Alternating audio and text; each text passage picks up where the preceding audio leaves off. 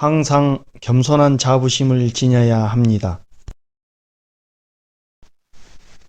하느님께 자신의 모든 것을 내맡긴 삶을 살기로 서약한 영혼들은 언제 어디서 어떤 사람과 상황 앞에서든지 항상 겸손한 자부심을 지녀야 합니다. 겸손한 자부심이란 무엇입니까?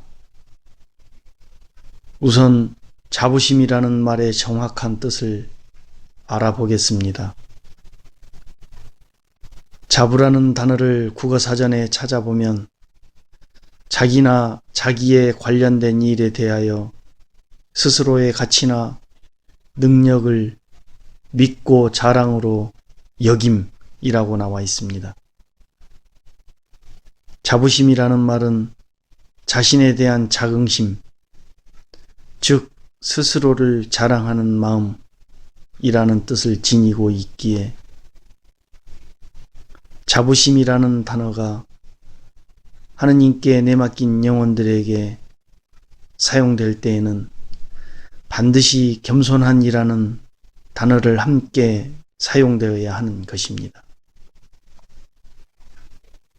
왜냐하면 자신이 하느님께 내맡긴 삶을 살게 된 것이 분명히 자신의 가치나 자신의 능력에 의해서 그러한 삶을 살게 된 것이 아니기 때문입니다.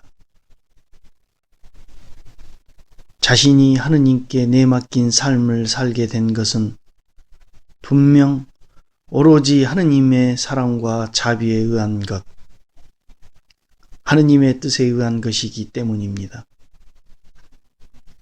하느님께 내맡겨지기 전에 자신의 가치는 참으로 초라하기 그지없이 보잘것없는 것이었을 뿐 아니라 오히려 하느님 앞에 무가치를 넘어서 죄스런 존재였던 것이었습니다.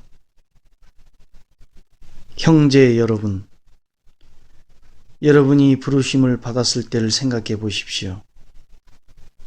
속된 기준으로 보아 지혜로운 이가 많지 않았고 유력한 이도 많지 않았고 가문이 좋은 사람도 많지 않았습니다. 오히려 어리석고 약하고 비천하고 천대받고 없는 사람을 선택하셨습니다. 또한 자신의 능력은 어떠했습니까? 자신의 능력의 무능함은 누구보다 자신의 현실 앞에 이미 환히 드러나지 않았습니까? 이 말은 확실하여 그대로 받아들일 가치가 있습니다. 그리스도 예수님께서 죄인들을 구원하시려고 이 세상에 오셨다는 것입니다. 나는 그 가운데에서 첫째가는 죄인입니다. 하느님께서는 우리의 그러한 꼬라지를 우리의 눈앞에 환히 밝혀주셨던 것입니다. 하느님께 내맡긴 삶을 살게 된 것은 오로지 하느님의 사랑 때문입니다. 하느님께서는 이미 우리를 사랑하셨고 우리는 그 사랑에 응답했기 때문입니다. 우리는 그래도 늦게나마 응답할 수 있었습니다.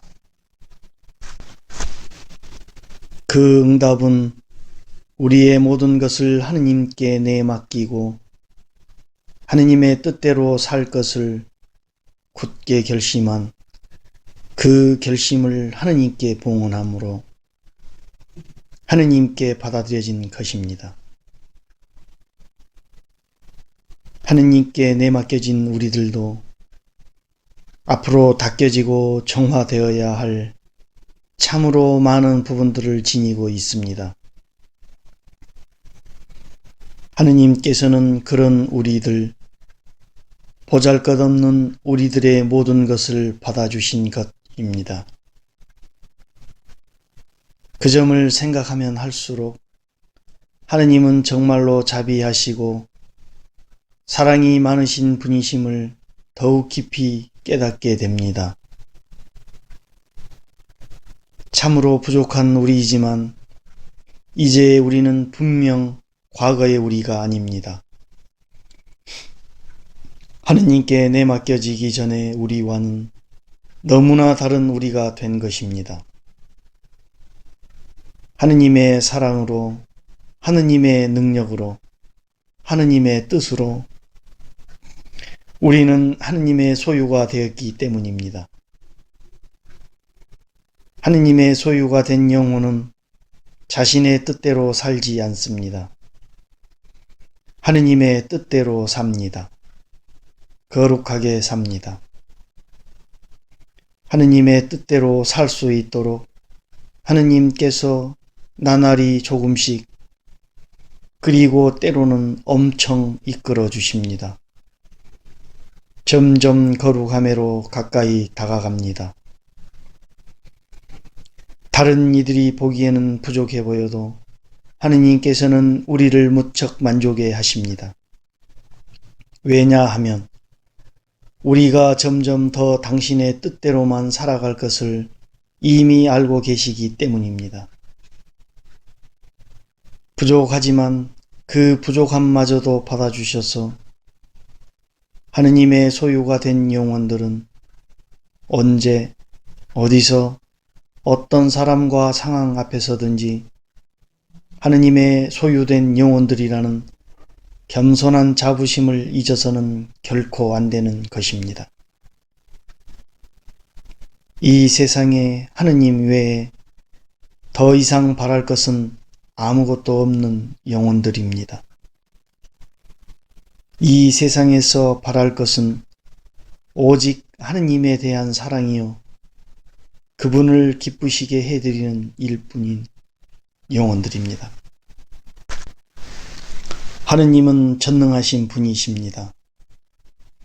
하느님은 한없이 자유로우신 분이십니다. 하느님은 참으로 거룩하신 분이십니다. 하느님은 이 세상 우주 만물의 주인이십니다.